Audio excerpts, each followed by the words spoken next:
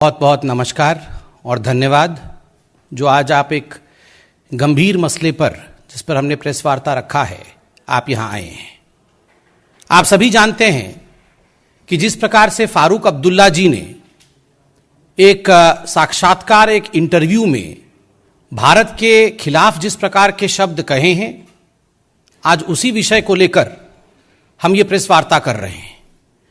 फारूक अब्दुल्ला कोई साधारण राजनेता नहीं है, वो पूर्व मुख्यमंत्री हैं, वर्तमान सांसद हैं। एक पूर्व मुख्यमंत्री और वर्तमान सांसद जब एक साक्षात्कार में एक इंटरव्यू में ये कहते हैं कि जो आर्टिकल 370 है, अनुच्छेद 370 है, जिसको कि संवैधानिक तरीके से भारत के संसदीय पटल पर एब्रोगेट किया गया था, हटाया गया था, चीन के सहायता से पुनः उसे इंस्टॉल किया जाएगा, चीन के सहायता से पुनः आर्टिकल 370 को वापस लाया जाएगा, तो स्वाभाविक है, न केवल यह चिंतनीय है अपितु यह दुखद है कि एक सिटिंग मेंबर ऑफ पार्लियामेंट, एक सांसद इस प्रकार के भाषा का प्रयोग देश के लिए करते हैं। अगर आप उस इंटरव्यू को देखेंगे तो उस इंटरव्यू का दो पहलू है। फारूक अब्दुल्ला जी का मानना है कि आज जो चीन आक्रामक हुआ है, उस आक्रामकता के पीछे एक ही कारण है, और वो कारण है कि अनुच्छेद 370 को हिंदुस्तान ने निरस्त किया, अनुच्छेद 370 को हिंदुस्तान ने हटाया। Mister Farooq Abdullah categorically in his interview states that since Indian Parliament abrogated Article 370, it has irked China, it has disturbed China, and that's why China is justified for the kind of aggression that it has taken on. एक तरह से फारूक अब्दुल्ला अपने इस interview में न्यायोचित ठहराते हैं चीन के इस विस्तारवादी मानसिकता को, और दूसरी ओर उससे भी बढ़कर एक तरह से एक देशद्रोही कमेंट करते हैं और कहते हैं भविष्य में चीन के साथ मिलकर अगर हमें यह मौका मिलेगा तो हम अनुच्छेद 370 वापस लाएंगे। Together with China, with the help of China, we would bring back article 370।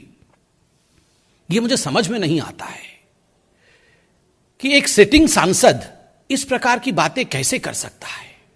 कैसे वो कह सकते हैं कि किसी दूसरे देश के साथ मिलकर हम अनुच्छेद 370 वापस लाएंगे।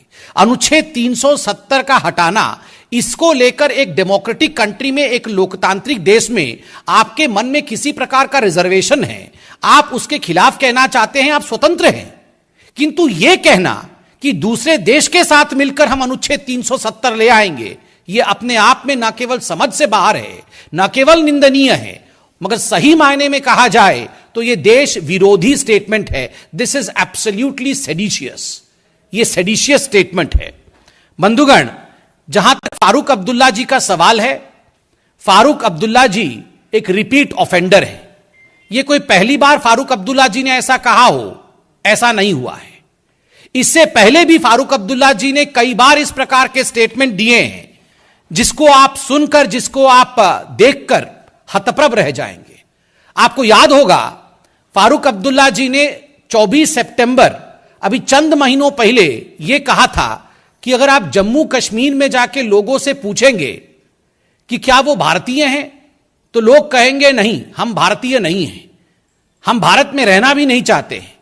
और दुखद विषय था कि उसी स्टेटमेंट में 24 सितंबर को फारूक अब्दुल्ला ने यह भी कहा था कि अच्छा होगा अगर हम चीन के साथ मिल जाएं।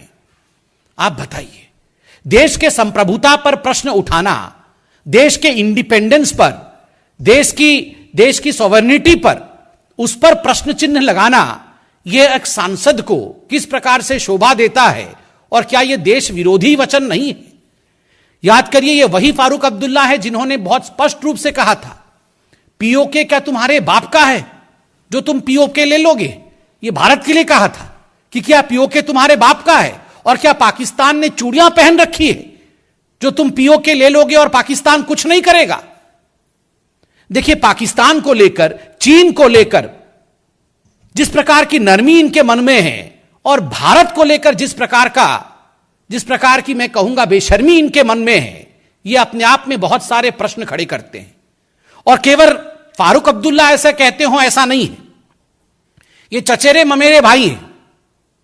अगर मैं फारूक अब्दुल्ला कहता हूं तो फारूक अब्दुल्ला एक पॉलिटिकल पार्टी के नेता ऐसा कहते हैं, ये बात नहीं। आप अगर इतिहास में जाएंगे और राहुल गांधी जी के भी स्टेटमेंट्स को हाल फिलहाल में सुनेंगे तो आप पाएंगे कि फारूक अब्दुल्ला और राहुल गांधी में ज्यादा फर्क नहीं है। ये एक ही सिक्के के दो पहलू हैं। As far as Farooq Abdullah and Rahul Gandhi are concerned, they are two sides of the same coin. एक ही सिक्के के दो पहलू, दोनों के इसी प्रकार के वचन रहे हैं। मोदी जी से घृणा करते करते अब यह हद हो गई है कि ये लोग अब देश से घृणा करते हैं, अब ये भारत से घृणा करते हैं, अब ये हिंदुस्तान से घृणा करते हैं। ये वही राहुल गांधी है जिन्होंने चंद दिनों पहले हिंदुस्तान को सरेंडर्ड बताया था कि हिंदुस्तान के प्रधानमंत्री ने सरेंडर कर दिया है। ये वही राहुल गांधी है जिन्होंने एक हफ्ते पहले कहा था कि प्रधानमंत्री कायर है, प्रधानमंत्री छुपा हुआ है, प्रधानमंत्री डरा हुआ है। दूसरे देशों के लिए तारीफ और अपने देश, अपने प्रधानमंत्री, अपने आर्मी के लिए इस प्रकार के वचन, ये कहां तक देश के सन्मुख है और ये कहां तक देश विरोधी है, ये आप सब जानते हैं और आप सब समझते हैं। आप याद करिए, ये वही कांग्रेस पार्टी है जिसने सर्जिकल स्ट्राइक तक पे सवाल उठा दिया था। सर्जिकल स्ट्राइक पे, एयर स्ट्राइक पे सवाल उठाकर राहुल गांधी पाकिस्तान में हीरो बने थे। आज फारूक अब्दुल्ला चीन में हीरो बने होंगे। ये लोग, चाहे वो फारूक अब्दुल्ला हो, चाहे वो राहुल गांधी है, ये तमाम जगह हीरो बन रहे हैं। पाकिस्तान में हीरो बन रहे हैं, चीन में हीरो बन रहे हैं, टर्की में हीरो बन रहे हैं। हां, टर्की के नाम से याद आया कि अभी तो जीजाजी वहां स्केटिंग कर रहे हैं टर्की में। मैंने देखा नया ऑफिस खुला है टर्की में कांग्रेस पार्टी का। कांग्रेस पार्टी का दफ्तर खुलना, जीजाजी का जाके वहां स्केटिंग करना, भारत के खिलाफ ट्वीट करना, भारत ने सरेंडर कर दिया है, इस प्रकार की बातें बोलना, सलमान खुर्शीद का वहां जाकर पाकिस्तान में कहना कि हां, पाकिस्तान तो शांति चाहता है मगर हिंदुस्तान शांति नहीं चाहता, और सलमान खुर्शीद का बीजिंग में जाके कहना एक स्टैंड ऑफ के समय कि हां हां बीजिंग इतना सुंदर है कि हम तो बीजिंग में ही बसना चाहते हैं। जहां तक फारूक अब्दुल्ला और राहुल गांधी जी का सवाल है, मैं तो उनसे कहूंगा कि आप दोनों डुप्लेक्स बना के रहिए। आप दोनों को अगर हिंदुस्तान के बाहर सारे देश अच्छे लगते हैं, आपको लगता है हिंदुस्तान में टॉलरेंस नहीं है, हिंदुस्तान में सहिष्णुता नहीं है, आर्टिकल 370 को दूसरे देशों से उनके मदद के माध्यम से आर्टिकल 370 को पुनः स्थापित करना है, आपको लगता है जैसे मणिशंकर अय्यर ने जाके पाकिस्तान में कहा था कि मोदी की सरकार को गिराना होगा, तो ये दोनों, चाहे फारूक गांधी कहिए या राहुल अब्दुल्ला कहिए, दोनों में कोई फर्क नहीं है। दोनों एक ही हैं, बिल्कुल एक हैं, एक ही कॉइन के दो साइड हैं, ये कोई फर्क नहीं है। और मैं दोनों से रिक्वेस्ट करता हूं कि अगर इतनी समानता है दोनों की विचारधारा में, तो डुप्लेक्स बना के वो जिस भी शहर में रहना चाहें वहां रह सकते हैं। This is duplex of duplicity. ये दोहरे चरित्र का, दोहरे मानदंड का, दोगलेपन का डुप्लेक्स है। ये दोनों मिलकर देश के ऊपर आक्रमण करना। एमओयू साइन करते हैं 2008 में जाके मां बेटे दोनों चाइना में, राजीव गांधी फाउंडेशन से पैसा लेते और बदले में महिमा मंडन चीन का किया जाता है। ओलंपिक में, बीजिंग ओलंपिक में प्रधानमंत्री नहीं जाते, सोनिया जी चली जाती हैं। डोकलाम के स्टैंड ऑफ के समय जिस प्रकार से चाइनीज टेंट के नीचे राहुल गांधी पकड़े गए थे, वाड्रा परिवार पकड़ा गया था, और आज फारूक अब्दुल्ला जी का जिस प्रकार का बयान आ रहा है, मैं इन तमाम लीडर ऑफ अपोजिशन से कहना चाहूंगा कि लीडर ऑफ अपोजिशन केवल अपोज करने के लिए नहीं होता है। जो लीडर होते हैं अपोजिशन पार्टीज में, वो भले ही नेताओं के विरोध में कहें, वो पार्टियों के विरोध में कह सकते हैं, ये लोकतांत्रिक देश है, ये पॉलिसीज के विरोध में कह सकते हैं, किंतु हिंदुस्तान का विरोध करना, भारत का विरोध करना, हिंदुस्तान के संप्रभुता का विरोध करना, हिंदुस्तान के पार्लियामेंट में जो डिसीजन हुआ उसका विरोध करना, यह कहां तक न्याय उचित है, यह कहां तक उचित है। मैं एक और बात कह के अपनी बात को अंत करूंगा। आज जिस प्रकार फारूक अब्दुल्ला ने आर्टिकल 370 को लेकर कहा है कि हम चीन के मदद से आर्टिकल 370 को पुनः वापस ले आएंगे, यह ठीक उसी प्रकार का स्टेटमेंट है जैसे अधीर रंजन चौधरी ने राहुल गांधी जी के कहने पर पार्लियामेंट के पटल पे, सदन के पटल पे जब अनुच्छेद 370 पर आदरणीय अमित शाह जी डिबेट कर रहे थे, उस समय कहा था कि अमित शाह जी, क्या आपने इस बाइलैटरल मसले पर चर्चा कर ली है दूसरों से? आर्टिकल 370 एक द्विपक्षीय विषय है, एक बाइलैटरल विषय है। आपको पाकिस्तान से चर्चा करना चाहिए था, उसके बाद यहां इंडिया में डिबेट करना चाहिए था। इसीलिए मैंने कहा कि चाहे फारूक अब्दुल्ला हो, चाहे राहुल गांधी हो, दोनों में कोई फर्क नहीं है। दोनों चचेरे ममेरे भाई हैं, दोनों मिलकर इस प्रकार का बयान देते हैं और मोदी जी से नफरत करते करते उस मुकाम तक पहुंच गए हैं जहां वो देश का विरोध करते हैं, देश के विरोध में बयान देते हैं। आपको यह भी याद दिला दूं, इसी आर्टिकल 370 को जब रिपील किया गया था, राहुल गांधी पार्लियामेंट से बाहर आके कहे, याद होगा आपको, कि 100 लोग मर गए हैं, जम्मू कश्मीर में कई 100 लोग मर गए हैं। और इसी बात को, जो एक फेक न्यूज थी, इसी को ट्वीट करते हुए, इसी को उठाते हुए, राहुल गांधी के इस ट्वीट का सहारा लेते हुए इमरान खान ने डोसियर दिया था यूनाइटेड नेशन में। और डोसियर में पहला वाक्य राहुल गांधी जी का था कि राहुल गांधी कह रहे हैं कि अनुच्छेद 370 के कारण भारत में स्वतंत्रता समाप्त हो गई है, लोगों के साथ जीनोसाइड किया जा रहा है, और यह गलत न्यूज थी। तो स्वाभाविक है, ये लोग देश को ऊपर नहीं रखते हैं, ये कहीं ना कहीं केवल और केवल अपनी राजनीति को आगे बढ़ाना चाहते हैं। बहुत बहुत धन्यवाद। कोई प्रश्न हो तो पूछे। यहाँ पर हम सत्ता में इसलिए वो यहाँ नहीं आएंगे और 50 लाख रुपए का मुआवजा मांग रहे हैं, तो 50 लाख रुपए का मुआवजा नहीं दिया जाएगा। ये तो बहुत बड़े बड़े मामलों में भी नहीं दिया गया है। किस तरीके से देखते हैं इस पूरे घटनाक्रम को, इस बयान को? एक मंत्री, कांग्रेस का राज्य का मंत्री कह रहा है कि वहां बात अलग है, यहाँ बात अलग है।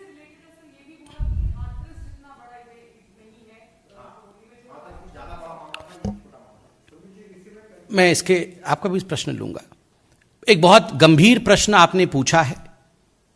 मेरे से पहले आपने कांग्रेस के मंत्री से भी यह प्रश्न पूछा कि राहुल जी और प्रियंका जी, ये दोनों भाई बहन, ये उत्तर प्रदेश तो गए, किंतु राजस्थान में जिस प्रकार से कुकृत्य हो रहे हैं, जिस प्रकार से बलात्कार के विषय में आपने जिक्र किया, जिस प्रकार से हत्याओं के विषय में आपने जिक्र किया, मंदिर के पुजारी को जला के मार देना, उन विषयों को जिस प्रकार से मंत्री जी ने कंपैरिजन में रखा, आपको याद दिलाऊं, पहले अशोक गहलोत जी ने कंपेयर किया था कि don't compare Hathras with Rajasthan rape.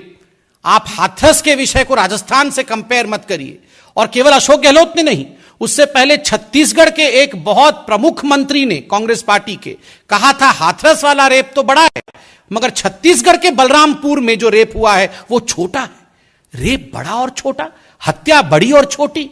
और मंत्री यह कह रहे हैं कि जहां हम सरकार में हैं वहां भाई बहन नहीं आएंगे, वहां राहुल और प्रियंका नहीं आएंगे, और जहां हम सरकार में नहीं हैं केवल वही जाएंगे। यह स्पष्ट रूप से दिखाता है कि कोरी राजनीति के लिए कांग्रेस पार्टी काम कर रही है, कोई न्याय के लिए काम नहीं कर रही है। और आज जनता यह सवाल उठा रही है कि राहुल गांधी जिस दिन उत्तर प्रदेश में प्रवेश कर रहे थे और उन्होंने झूठ कहा था कि पुलिस ने उनको धक्का दे दिया और वो गिर गए, पूरे हिंदुस्तान ने देखा था कि वो किस प्रकार खुद गिर गए थे।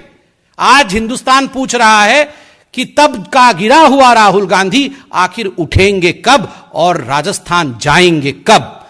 The question that the country is asking is, Rahul who had fallen then, when will Rahul rise and march towards Rajasthan and Chhattisgarh, where atrocities have been committed against women and other people?